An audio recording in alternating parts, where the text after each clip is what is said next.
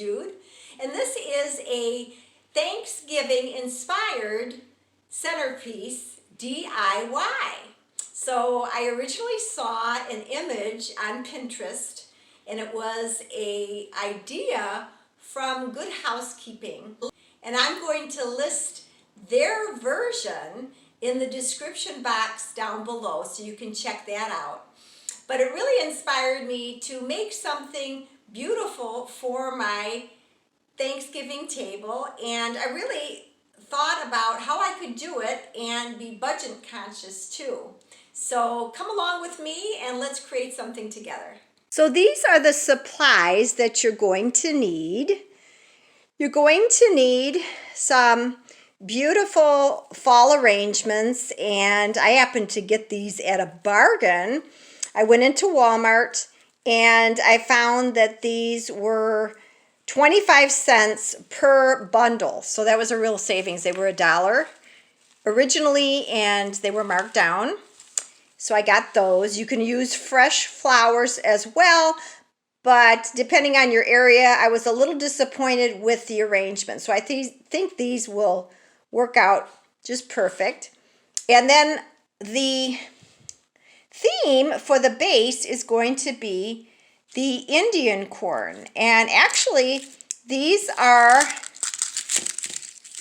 Indian corn. They're artificial, but I thought these were so pretty in different colors. I got these from Hobby Lobby, and these came in a bundle, as you see here, and they were half off.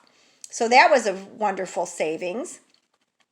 And then I've got some brown cardstock that I'm going to use to cover my container for the base. And then I have some raffia in different colors. And this I actually got from Dollar Tree. And my handy glue gun, of course, and my glue sticks. And then I have some wire cutters to cut the ends of the floral arrangements. And then I am showing a few different sizes of the containers that you can use. I started out thinking that I was going to use a glass container as the base.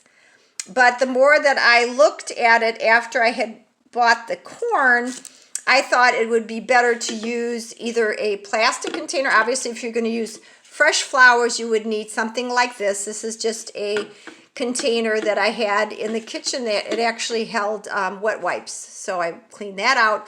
Or I'm going to be using this for our display today, which is an oatmeal container. So I just cut it to the size that I was looking for, obviously, that fit my Indian corn, and cut it to that size. And then, of course, I always use my brown paper bags to cover my table to get it so that I wouldn't ruin my island piece. So I will get everything situated and then we'll get started. So what you want to do first of all is to take your cardstock or whatever you're using to cover your container with if you need to, and then measure out your height of that container and double check your measurements, and then draw a straight line, and then we'll cut the paper to the measurements so that we can get ready to glue gun that on. Okay, so I am going to, making sure my glue gun is nice and hot, I'm going to give it just a little bit of glue over the one side to hold the paper in place, and I'm going to lay it down.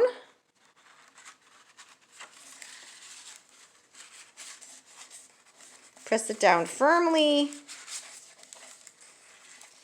and then roll it all the way. And I know this is actually a little short, but that's okay. Once I put the Indian corn down, it's going to cover the gap that I have because the paper itself just wasn't wide enough, but that's okay. Now I just put a bead of glue, as you see here, covering the gap that I had in the paper. So I'll just take one of my Indian corn. Now you can use actual Indian corn for this, but I actually couldn't find any.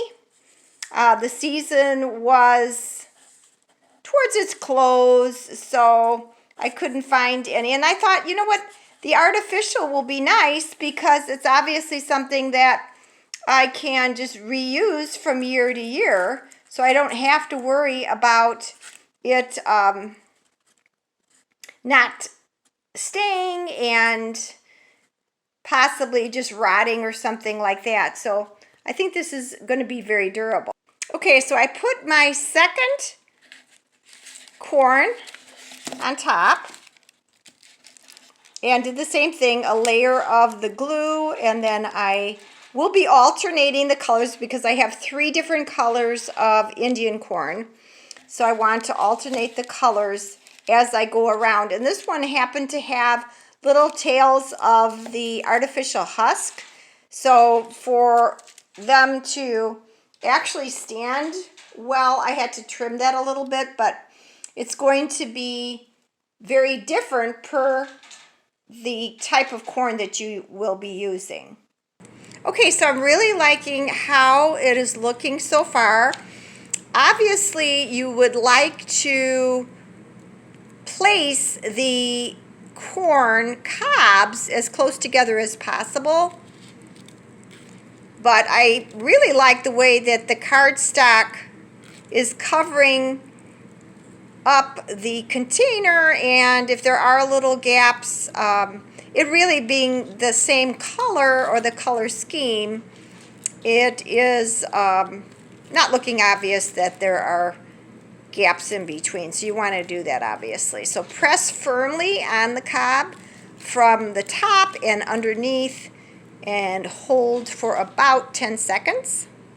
Okay, so I'm placing that last corn cob in place, and because of the amount of corn cobs that I needed to go around, I had to end up at the very last one just alternating a yellow in between 2 colors. So it didn't work out color-wise all the way around because I had 3 colors, but it's not going to be noticeable. But I'm really, really liking the way that it looks so far. So press firmly.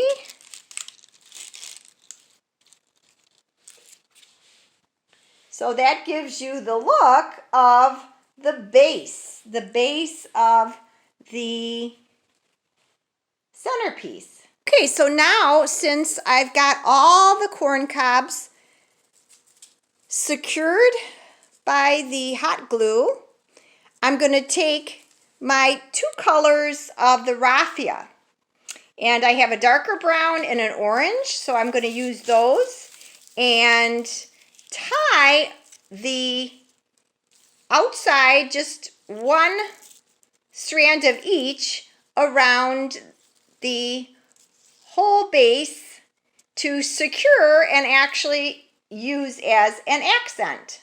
Okay, and once you secure, and I've tied each of the strands in a knot towards the back of the centerpiece, then you can take your hot glue gun and just secure the raffia a little bit more at maybe 4 or 5 points around the corn cobs. What I did was, obviously I used my wire cutters and I cut the floral strand, and obviously if you're using fresh flowers, you'll cut it so that it's at the right height for the centerpiece. So I'm going to do that now with my rest of my floral pieces.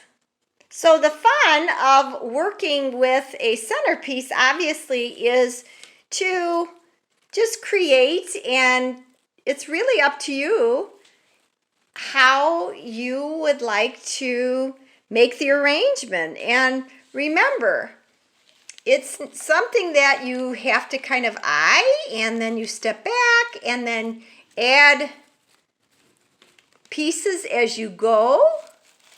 And remember to cut the different strands according to the length. I always leave them long, obviously, until you've gotten the arrangement at least in and have some idea of what you're going after. But I'm really happy with this so far. And I have the last bit, which is the fall leaves, so that's what I'm adding now. So here it is, friends, the finished product. I'm really happy with the way it turned out. I'd love it if you comment on this video. Please subscribe if you haven't yet. Hit the red button, and I will be making a lot more DIYs in the future.